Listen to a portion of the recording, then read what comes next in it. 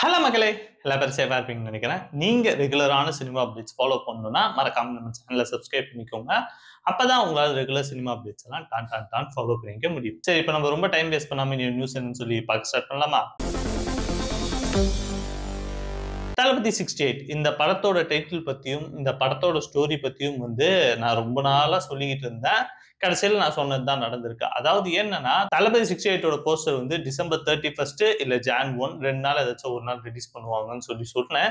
சொன்ன மாரியே December 31 release பண்ணியிருக்காங்க. அது போக இந்த title the greatest of all டைம்னு சொல்லி தான் இருக்கும்னு சொன்னேன். சொன்ன மாரியே கோட்டுன்னு சொல்லி டைட்டிலும் வச்சுட்டாங்க.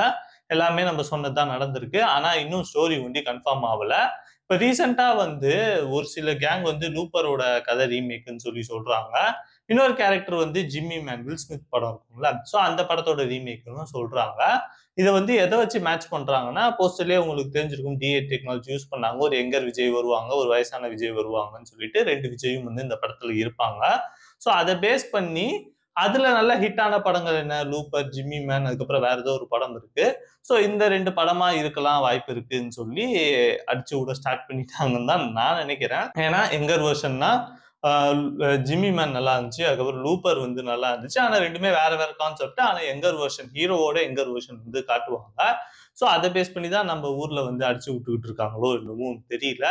பட் இந்த மாதிரி யங்கர் வெர்ஷன், ஓல்டர் வெர்ஷன் இருக்கு தெரியுமா? ஹாலிவுட் படம். எல்லா ஹாலிவுட் படம் பார்த்துட்டா நம்ம படம் பார்க்கும்போது கண்டுபிடிச்சிடலாம். அப்பா ஓ இந்த படத்தை தான்ப்பா ரீமேக் பண்ணியிருக்காங்க. அப்பா இந்த படத்தை தான்ப்பா எடுத்திருக்காங்கன்னு சொல்லி நம்ம கண்டுபிடிச்சிடலாம். எதுக்கு அதெல்லாம் கஷ்டப்பட்டு பார்த்துக்கிட்டு இன்னும் படம் இன்னும் 4 மாசத்துல ரிலீஸ் ஆக போகுது. அப்ப பார்த்துக்கலாம்னு நினைச்சா நம்ம வெயிட் பண்ணலாம். இந்த வீடியோ உங்களுக்கு பிடிச்சிருந்துச்சுன்னா இந்த வீடியோ லைக் பண்ணுங்க. அதே மாதிரி உங்க ஃப்ரெண்ட்ஸ் அண்ட் ஃபேமிலி எல்லாருக்கும் இந்த வீடியோ ஷேர் பண்ணி விடுங்க. அது போக இந்த சேனலுக்கு புதுசா இருந்தா மறக்காம சேனலை சப்ஸ்கிரைப் பண்ண மறந்துடாதீங்க. Have a great day. நன்றி, வணக்கம், டாடா, பை பை.